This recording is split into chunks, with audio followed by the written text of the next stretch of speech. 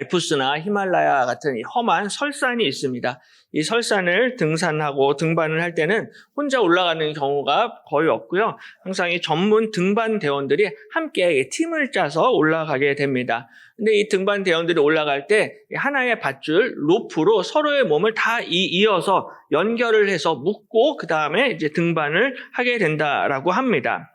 이 팀을 우리가 흔히 로프 팀이다라고 이렇게 이야기합니다. 등반 대원들이 서로에게 로프로, 밧줄로 다 연결을 해가지고 한 팀을 이루어서 험한 산을 올라가게 됩니다. 근데 이 로프 팀이 험한 산을 등반을 할 때 가장 위험한 순간은 그 안전한 베이스 캠프나 아니면 피난처에 도착을 했을 때, 바로 그때가 가장 이 등반팀의 위험한 때다라고 그렇게 이야기를 해요.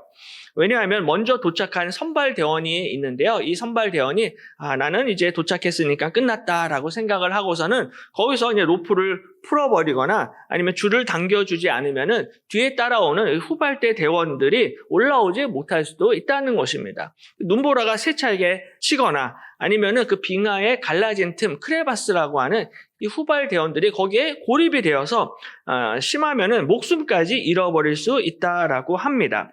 그래서 숙련된 이 등반 대원들은 항상 자신이 먼저 이 안전지대에 발을 딱 디디자마자 로프를 풀어버리는 것이 아니라 이 로프를 몸에 바싹 더 로프를 죄어매고 몸을 기울여서 후발 대원들이 거친 절벽을 올라올 수 있도록 이 밧줄을 붙잡아주고 밧줄을 끌어올려줍니다. 나만 혼자 무사히 정상에 도착을 했다라고 등반이 완성되는 것이 아니다라는 거죠. 로프팀 전체의 모든 이 등반 대원들이 안전한 피난처로 올라와서 거기서 함께 따뜻한 차를 마시고 온기를 느끼게 될 때, 그때에야 비로소 모든 등반이 완료가 된다라고 합니다. 이스라엘 백성들이 가나안 땅을 정복을 할 때도요, 약속의 땅을 먼저 차지한, 기업을 얻은 선발 대원들이 있었습니다. 이 이스라엘의 12지파들 가운데 르우벤 자손, 그 다음에 갓 자손, 므낫세 반 지파, 이 사람들이 요단강을 건너기 전에 이미 요단 동편의 땅을 이 사람들이 먼저 차지하게 됩니다. 근데 이 로프팀의 선발대가 먼저 정상에 도착을 했다라고 해서 등반이 끝난 게 아닌 것처럼 이 르우벤 자손, 갓 자손, 므낫세 반 지파가 요단 동편의 땅을 먼저 차지했다라고 해서 이 정복 전쟁이 끝난 게 아니다라는 거죠. 임무가 완료된 것이 아닙니다. 이 사람들도 여전히 감당을 해야 하는 사명이 있습니다. 그래서 하나님께서 오늘 이 르우벤 자손과 갓 자손과 또 므낫세 반 지파에게 어떠한 사명을 맡기셨는지 함께 같이 살펴보면서 은혜를 나누도록 하겠습니다. 가장 먼저 교회는 한 몸으로 부르심을 받았습니다. 모세가 이스라엘 백성들을 쭉 인도하면서 이제 요단강만 건너게 되면은 약속의 땅에 들어갈 수가 있었습니다. 그래서 모세가 이제 이스라엘 백성들이 건너기 직전에 출애굽 2세대를 향하여서 과거의 역사적 사건들을 회고하고 가르치면서 다시 한번 이 2세대 백성들을 격려합니다.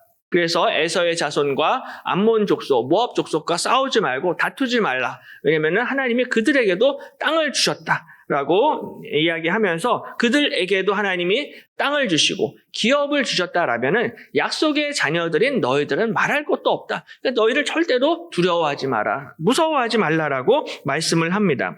하나님이 약속하신 대로 이스라엘은 헤스본 왕 시온 그리고 바산 왕 옥이라는 이 군대를 쳐부수고 그 땅을 차지하게 됩니다. 그래서 헤스본과 바산, 요단강 동편 지역을 전부 다 정복을 하게 되는데, 특별히 바산 왕 옥이라는 사람은 거인족, 르바임 족속의 후예였습니다. 그래서 오늘 본문 위에 11절에 보면은 르바임 족속의 남은 자는 바산 왕 옥분이었으며 그의 침상은 철침상이라. 아직도 암몬 족속의 라빠에 있지 아니하냐. 그것을 사람의 보통 규빗으로 재면 그 길이가 9규빗이요 너비가 4규빗이니라 라고 말씀을 합니다.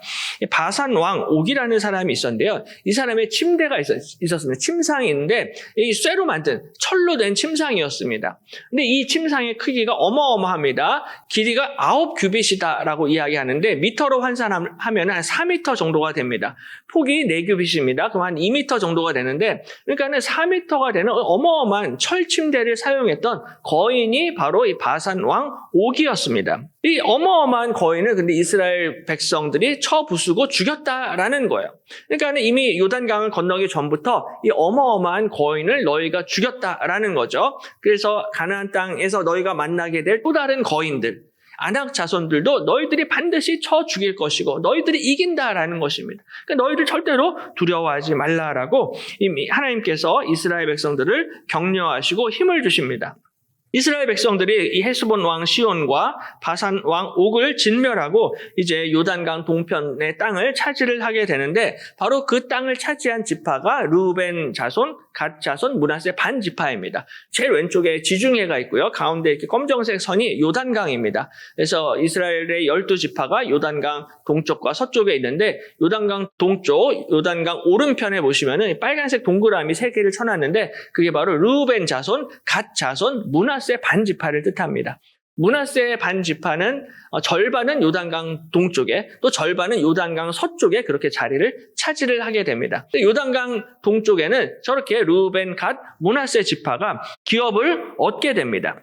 근데 이제 모세가 오늘 본문에서 보시면은 예전에 바로 이 사건을 다시 한번 언급을 합니다. 그때 우리가 이 땅을 얻음에 아르논 골짜기 곁의 아로엘에서부터 길르앗 산지 절반과 그 성읍들을 내가 르우벤 자손과 갓 자손에게 주었고, 길르앗의 남은 땅과 옥의 나라였던 아르곱 온 지방 곧 바산으로는 내가 므낫세 반 지파에게 주었노라라고 말씀을 합니다. 방금 전 지도에서 보신 것처럼 이 요단 동편의 땅을 르우벤 자손과 갓 자손과 므낫세 반 지파에게 주었다라는 거죠. 그리고서는 이렇게 명령을 합니다. 그때 내가 너희에게 명령하여 이르기를 너희의 하나님 여호와께서 이 땅을 너희에게 주어 기업이 되게 하셨은즉 너희의 군인들은 무장하고 너희의 형제 이스라엘 자손의 선봉이 되어 건너가되 라고 이렇게 말씀을 합니다. 노란색 글씨로 그때라고 표시를 했는데요. 그때는 바로 민수기 32장의 때를 뜻합니다. 민수기 32장을 보시면요, 르우벤 자손과 갓 자손이 요단강까지 도착을 했는데 요단강을 건너지 않겠다, 요단강 동쪽에 그냥 정착하겠다라고 그렇게 이야기를 합니다. 이스라엘 백성들이 40년 동안 광야에서 고생하면서 드디어 약속의 땅을 눈앞에 두고 요단강을 건너기 직전까지 왔습니다. 그런데 여기서 르우벤 자손과 갓 자손이 자기들은 약속의 땅에 들어가지 않겠다, 요단강 건너지 않겠다라고 거기서 버티고 있습니다. 이유가 있습니다. 민수기 32장 1절에 보면은 르우벤 자손과 갓 자손은 심히 많은 가축대를 가졌더라. 그들이 야셀 땅과 길르앗 땅을 본즉 그곳은 목축할 만한 장소인지라라고 말씀을 합니다. 두 가지 이유가 있는데요. 르우벤 자손과 갓 자손은 심히 많은 가축대를 가졌습니다. 그러니까 이미 많은 소와 양과 어마어마한 가축과 재산을 가지고 있었어요. 그러니까 가진 게 너무 많다 보니까는 굳이 우리들이 약속의 땅에 들어갈 필요가 없다라고 생각을 했던 것입니다. 또 한 가지는 요단강 동편에 와서 보니까는 이 땅도 너무 좋은 땅인 거예요. 그들이 야셀 땅과 길르앗 땅을 본즉 그곳은 목축할 만한 장소인지라. 자신들의 양과 소와 가축을 목축할 수 있는 좋은 땅이었습니다.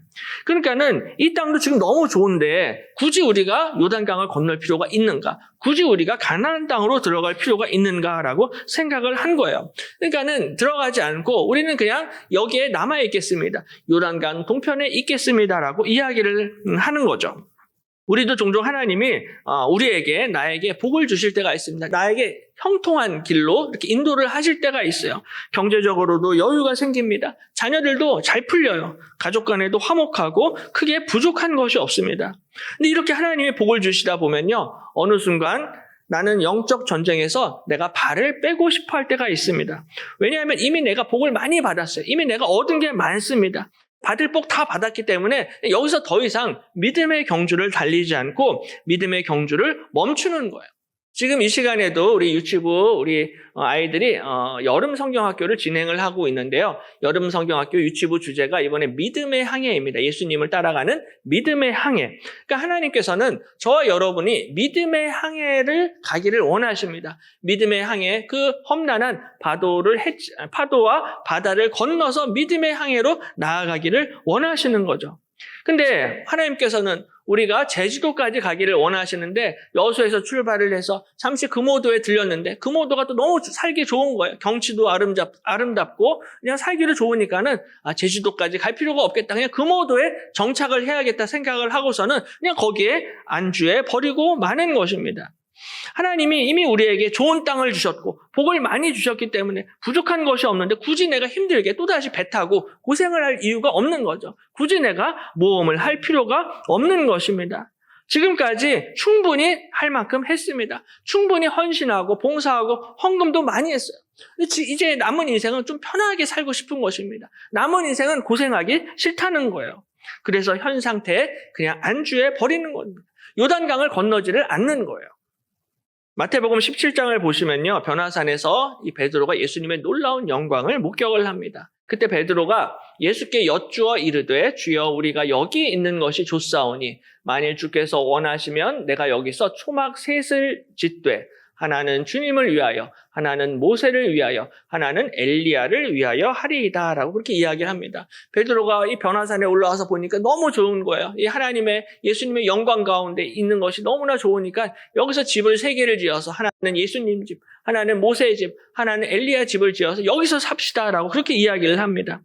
여기가 너무 좋은데 다시 세상에 내려가 봤자 고생만 할 것이기 때문에 또다시 가면 또 교회 봉사해야지 일해야지 이것저것 할 게 많다는 거예요. 그러니까는 그냥 여기서 살자는 것입니다.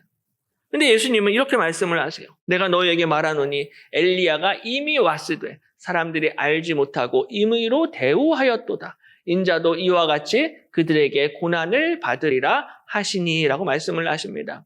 엘리야가 이미 왔는데요. 사람들이 엘리야를 알아보지를 못하고 임의로 자기 마음대로 막 대접하고 힘들게 했습니다. 근데 예수님도 역시 마찬가지로 엘리야로 이 땅에 오셨는데 사람들이 예수님을 알아보지를 못하고 예수님이 고난을 당하시고 힘든 일을 당하셨다라는 것입니다. 근데 예수님이 이 땅에 오신 이유가 바로 이 고난을 받으시기 위해서 이 땅에 오셨다라는 거예요. 예수님이 하늘 영광을 버리시고 이 땅에 오신 이유가 저와 여러분을 위해서 고난을 당하시고 십자가를 지시기 위해서 이 땅에 오셨다라는 것입니다. 얼마든지 예수님이 영원한 영광 가운데 거하실 수가 있으셨습니다. 근데 이 엄청난 영광을 버리시고 이 땅에 아기 예수의 몸으로 이 땅에 오신 이유가 바로 고난을 당하시기 위해서 십자가를 지시기 위해서 이 땅에 오신 것입니다. 근데 제자들은 이것을 이해를 하지를 못해요. 그냥 예수님의 놀라운 영광을 보고서는 그냥 이 변화산에 살기를 원했습니다. 그러니까 나만 은혜 받으면 끝인 거예요. 나만 복 받으면 끝입니다. 내가 교회를 위해서 옆에 있는 형제 자매를 위해서 십자가를 질 생각까지는 하지는 못하는 거예요. 사실 예수님께서는 십자가를 지시기 위해서 이 땅에 오셨는데 그냥 나만 복 받고 나만 은혜 받으면 끝이다 생각을 하는 것입니다. 사실은 우리가 은혜를 받으면 받을수록 복을 받으면 받을수록 이제는 우리가 자기 십자가를 지고 예수님을 따라가야만 하는데 그냥 내가 은혜 받는 것으로 만족하고 안주할 수가 있는 거예요. 그래서 오늘 이 르우벤 자손과 갓 자손도요. 여기가 좋사오니 그냥 더 이상 가지 않겠습니다. 요단강 건너지 않겠습니다. 그렇게 이야기를 합니다. 그랬더니 모세가 이렇게 대답을 합니다. 모세가 갓 자손과 르우벤 자손에게 이르되 너희 형제들은 싸우러 가거늘 너희는 여기 앉아 있고자 하느냐. 지금 다른 사람들 다 지금 전쟁하러 가는데 지금 너희들 복 받았다고 땅 받았다고 여기에 그냥 주저앉고자 하느냐라는 거죠. 너희가 어찌하여 이스라엘 자손에게 낙심하게 하여서 여호와께서 그들에게 주신 땅으로 건너갈 수 없게 하려 하느냐 말씀을 합니다. 너희들만 여기에 남아 있으면은 너희들의 그 이기적인 행동 때문에 이스라엘 백성들 전체의 사기가 떨어지게 될 것이고 그들을 낙심시키는 일이 된다는 것입니다.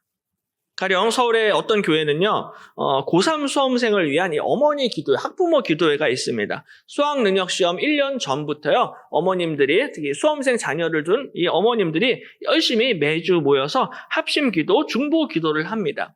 근데 이 학생들 가운데는요, 수시에 합격해서 들어가는 학생도 있고요, 정시에 합격해서 들어가는 학생들도 있습니다. 근데 보통 수시 합격자 발표를 항상 먼저 해요. 수시 합격자 발표가 11월, 12월에 하고요. 정시 합격자 발표는 내년 그 다음에 1월, 2월에 정시 합격에 발표가 나게 됩니다. 수시에 먼저 합격한 학생들의 어머니들이 내 자식은 이미 붙었습니다. 감사합니다라고 하면서 기도회에 싹 빠져버리면요. 정시 시험을 준비하는 그 학생들의 어머님들은 마음이 상할 수가 있다는 거예요. 사기가 떨어지게 된다는 것입니다. 1년 내내 모든 학부모님들이 열심히 자식들 위해서 중보하고 같이 합심해서 기도했는데 중간에 내 자식은 붙었습니다. 내 자식은 대학 갔습니다라고 하면서 더 이상 기도회에 참여를 안 하면은 기도의 분위기가 가라앉을 수밖에 없다는 거예요.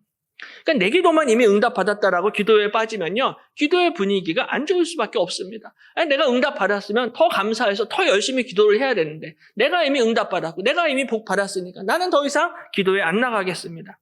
더 이상 내 문제 해결됐으니까 새벽 기도도 안 나오고 금요 기도에도 안 나오겠다는 거예요. 그러면 그게 교회의 덕이 되겠느냐는 거예요. 나만 복받았다고 나만 응답받았다라고 더 이상 기도에 참석을 안 한다라면은 오히려 교회의 사기를 떨어뜨리게 된다는 거예요.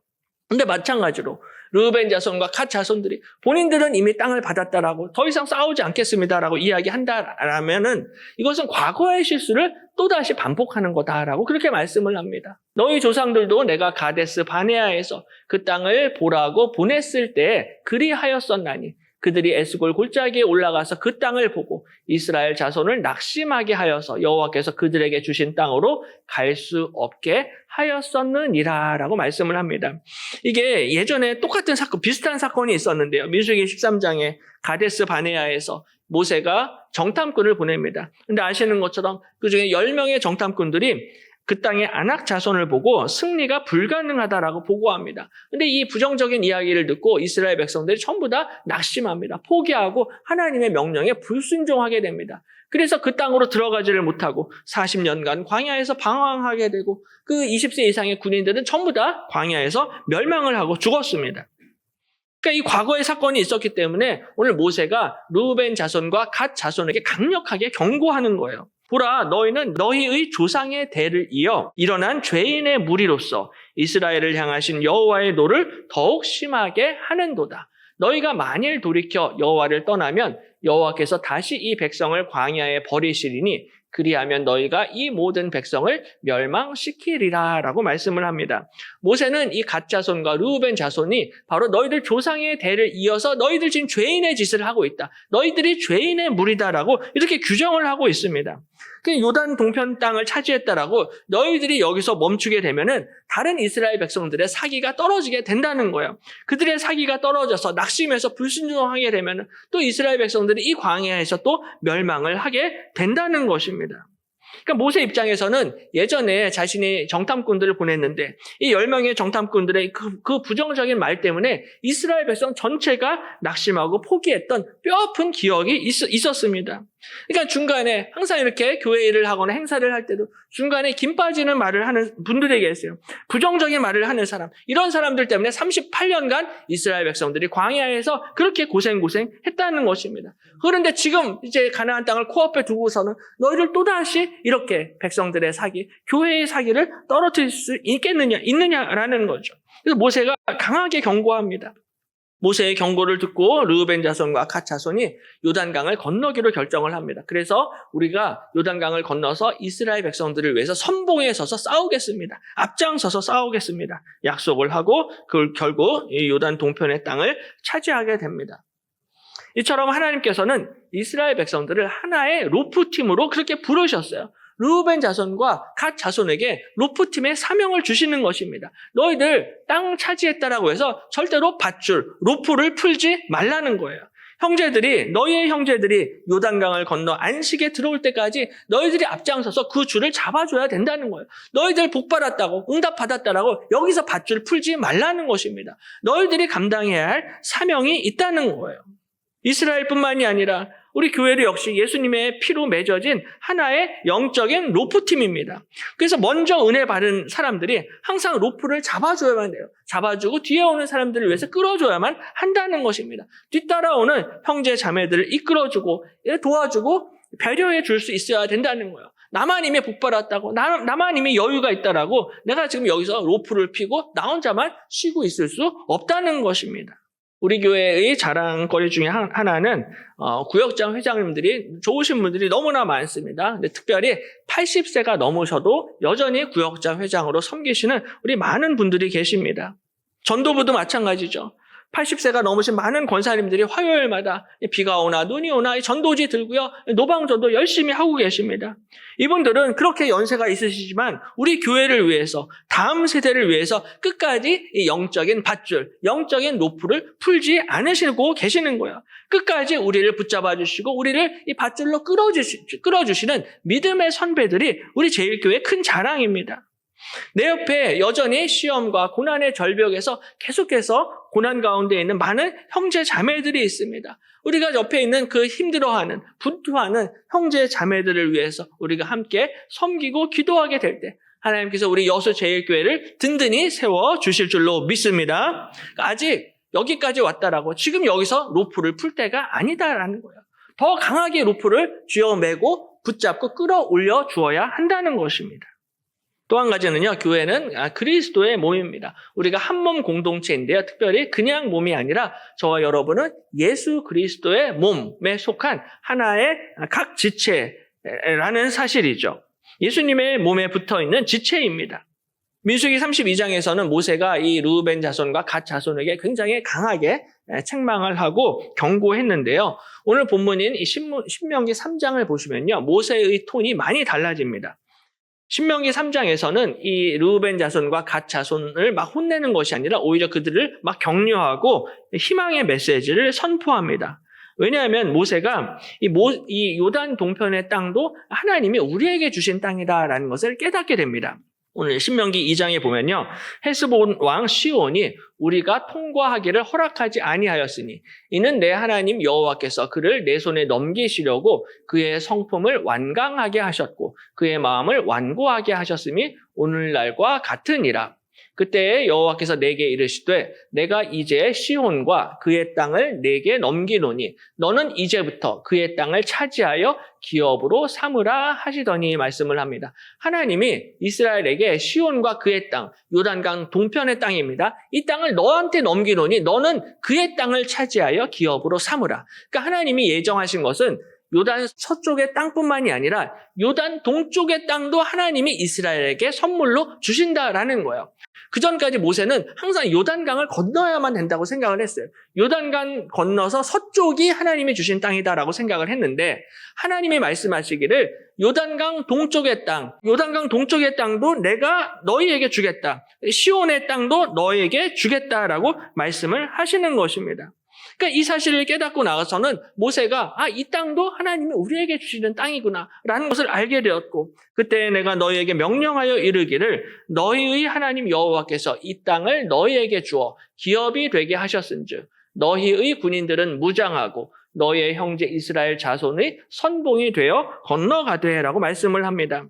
그러니까는 르우벤 자손과 갓 자손에게 요단 동편의 땅을 주시는 것이 하나님의 뜻이다, 하나님의 계획이다라는 것을 모세가 알게 되었습니다. 그러니까 모세가 이 하나님의 계획을 알게 되니까는 르우벤 자손과 갓 자손을 혼내고 막 경고하는 것이 아니라 오히려 그들을 격려하고 희망을 주는 메시지를 선포를 하게 됩니다. 처음에 모세가 르우벤 자손과 갓 자손이 요단강 건너지 않겠다라고 그 말을 들었을 때 너무나 화가 났어요. 열받았어요. 이제 와서 너희들 발 빼려고 하느냐. 근데 하나님의 말씀을 들어보니까 이 땅도 하나님이 너희에게 주겠다, 이스라엘에게 주겠다라는 약속의 말씀을 듣고 모세가 자신의 생각을 바꾸었습니다. 하나님의 계획은 르우벤 자손과 갓 자손은 요단강 동편의 땅을 차지하는 것이고 나머지 이스라엘 백성들에게는 요단강 서쪽의 땅을 주시겠다라는 것이 하나님의 계획입니다. 여호와께서 너희에게 주신 것 같이 너희의 형제에게도 안식을 주시리니 그들도 요단 저쪽에서 너희의 하나님 여호와께서 그들에게 주시는 땅을 받아 기업을 삼기에 이르거든 너희는 각기 내가 준 기업으로 돌아갈 것이니라 라고 말씀을 하십니다. 그러니까 너희에게 요단강 동편을 주신 것처럼 너희의 형제에게는 요단강 서쪽에 안식을 주겠다라고 약속을 하시는 것입니다. 특별히 노란색 글씨로 형제라는 단어가 히브리어로 아흐라는 단어인데요. 이 아흐라는 단어가 신명기에서 38번이나 사용이 되고 있습니다. 신명기에서는 이스라엘 백성들을 그냥 이스라엘 백성이라고 부를 때도 있겠지만 특별히 너희의 형제, 혹은 우리의 형제라는, 이 형제라는 단어를 많이 사용을 합니다. 그러니까는 모든 이스라엘 백성들이 한 형제 자매이고 한 가족이다라는 것을 강조하는 거예요. 한 몸 공동체다라는 것입니다. 그러므로 르우벤 자손과 갓 자손만 땅을 차지하는 것이 아니라 우리 모두 한 몸이고 지체이기 때문에 이 다른 이스라엘 지파들도 반드시 하나님의 약속하신 땅을 주실 것이다. 기업을 얻게 된다라고 말씀을 하시는 것입니다. 그러므로 르우벤 자손과 갓 자손 너희들이 땅을 차지했다라고 여기서 안주하는 것이 아니라 이제 너희들이 너희의 형제 이스라엘을 위해서 선봉대가 되어서 싸우라라고 말씀을 하는 것입니다. 이스라엘뿐만이 아니라 교회도 마찬가지입니다. 하나님께서는 교회를 예수 그리스도의 몸으로 부르셨습니다. 교회는 예수님 안에서 한 몸이고 형제 자매이며 지체입니다. 그러므로 내가 이미 땅을 받았다. 내가 이미 복을 많이 받았다. 내가 이미 기도응답 다 받았다. 내가 이미 먹고 살만하니까 다른 지체들은 어떻게 되든지 상관하지 않고 무관심한 것이 아니라 끝까지 우리는 한 몸이다 라는 지체의식을 가져야 한다는 것입니다. 그러니까 옆에 있는 형제 자매의 고통과 아픔과 상처와 슬픔이 그들만의 것이 아니라 이것을 나의 고통과 나의 아픔과 나의 상처로 생각을 하고 그들의 무거운 짐을 나눠질 수 있어야 한다는 것입니다. 우리가 함께 이 지체의식으로 서로를 위해서 기도하고 배려하게 될 때 하나님께서 우리 제일교회를 더 귀하게 사용해 주실 줄로 믿습니다. 우리는 한 몸입니다. 교회는 하나입니다. 이제 말씀을 맺겠습니다. 등산 용어 중에요. 또 이 비박이라는 단어가 있습니다. 프랑스어인데요. 비박이라는 용어는 등산할 때 산에서 텐트를 사용을 하지 않고 이 산내에 있는 지형 지물을 이용을 해서 밤을 새는 것, 야영을 하는 것을 뜻합니다. 우리나라의 그 대표적인 산악인 가운데 엄홍길 대장이 있고요. 박무택 대장이라는 분이 있습니다. 근데 이 두 분이 예전에 히말라야 칸첸중가를 등반하던 중에 이 비박을 했다라고 해요. 히말라야 산이 워낙 높으니까 해발 8,000m 높이에서 암벽을 타는 중에 암벽 중간에 밤을 새야만 하는 상황이 생겼습니다. 이게 위험했습니다. 왜냐하면 둘 다 힘이 너무 빠졌고 탈진 상태였습니다. 그리고 산이 8,000m가 되니까는 숨이 안 쉬어지는 거예요. 호흡이 제대로 되지를 않았습니다. 그래서 이 두 분이 하나의 로프에 의지를 해가지고 빙벽 중간에 바위턱에 딱 엉덩이만 딱 걸쳐가지고 거기서 밤을 새야만 했어요. 비박을 해야만 했습니다. 근데 거기서 잠이 들면은 죽을 수도 있어요. 추운 절벽에서 잠을 자면은 죽을 가능성이 많습니다. 그래서 이 엄홍길 대장과 박무택 대장이 서로 5초, 7초 간격으로 계속해서 서로의 이름을 불러주었어요. 무태가 자니? 자지 마. 자면 안 돼. 그러면은 또 상대방이 형, 저 안 자요. 형도 자면 안 돼요. 깨어 있어야 됩니다. 라고 이렇게 서로가 서로의 이름을 5초, 7초 간격으로 계속해서 부르면서 결국 밤을 지새고 무사히 비박에 성공을 했다라는 그런 이야기가 있습니다. 이게 등산뿐만이 아니라 우리의 신앙생활, 우리의 믿음생활이요. 마치 이 땅에서 우리가 비박을 하는 것과 마찬가지입니다. 내 옆에 있는 영혼이 잠들면 안 되는 거예요. 그래서 우리가 서로를 깨워줄 수 있어야 한다는 것입니다. 옆에 자는 사람이 있으면 자면 안 됩니다. 졸면 안 됩니다. 졸면 죽습니다라고. 우리가 옆에 있는 형제 자매들을 격려하고 깨우고 위로하고 섬기고 기도해야 한다는 것입니다. 옆에 있는 지체들과 함께 우리가 손잡고 기도하면서 믿음의 여정을 함께 걸어가야 한다는 거죠. 그러므로 우리가 믿음 생활에 있어서 가장 큰 축복 중에 한 가지는 좋은 믿음의 친구를 만나는 것입니다. 좋은 믿음의 동역자를 교회 안에서 만나는 것이 사실은 너무나 큰 축복입니다. 잠언 27장에 철이 철을 날카롭게 하는 것 같이 사람이 그의 친구의 얼굴을 빛나게 하느니라 라고 말씀을 하고 있습니다. 철이 철을 날카롭게 하는 것처럼 친구는 친구가 그의 얼굴을 빛나게 하는 거예요. 좋은 믿음의 친구를 만나면 그 사람의 믿음도 자라고 성장하게 되는 줄로 믿습니다. 아무리 내 믿음이 좋아도요, 교회를 혼자 다닐 수는 없습니다. 혼자서 신앙생활 하면은 어렵습니다. 그때 좋은 믿음의 친구들, 좋은 믿음의 동역자가 나한테 너무나 큰 위로가 되고 나에게 너무나 큰 힘이 된다는 거예요. 왜냐하면 믿음 생활은 나 혼자 할 수 있는 게 아니에요. 내가 아무리 믿음이 좋아도요, 혼자 할 수가 없습니다. 예수님이 우리를 한 몸으로 부르셨습니다. 르우벤 자손과 갓 자손뿐만이 아니라 다른 모든 지파들이 하나님이 약속하신 땅을 얻은 것처럼 우리 여수 제일교회 모든 지체들도 한 분도 빠짐없이 하나님이 약속하신 기업과 상을 얻게 될 줄로 믿습니다. 그 날을 소망하면서 우리가 함께 싸워 나가야만 한다는 것입니다. 내 옆에 있는 지체가 땅을 차지할 때까지 우리의 싸움은 끝난 것이 아닙니다. 내 사랑하는 자녀들과 자식들과 손주들이 땅을 차지할 때까지는 아직 나의 싸움이 끝난 게 아닌 거예요. 이미 내가 받을 복 다 받았다라고 해서 여기서 싸움을 멈추고 안주해서는 안 된다라는 것입니다. 르우벤 자손과 갓 자손이 끝까지 싸웠습니다. 끝까지 싸운 것처럼 우리의 싸움도 우리가 함께 옆에 있는 지체들과 함께 합심하여 그들을 위해서 기도하고 배려하고 섬기고 기도하며 중보하며 나아갈 때 하나님이 약속하신 영원한 안식, 약속의 땅을 얻게 될 줄로 믿습니다. 그러므로 옆에 쓰러져 있는 이 한 지체의 손을 내가 붙잡아주고 그를 위로해주고 그를 섬기면서 함께 기도하면서 우리가 걸어가야 한다는 것입니다. 그러므로 이번 한 주도 내 옆에 있는 형제 자매를 돌아보시고 약속의 땅으로 함께 전진하며 하나님이 예비하신 승리의 면류관을 모두 다 받아 쓰시기를 주님의 이름으로 간절히 축원합니다.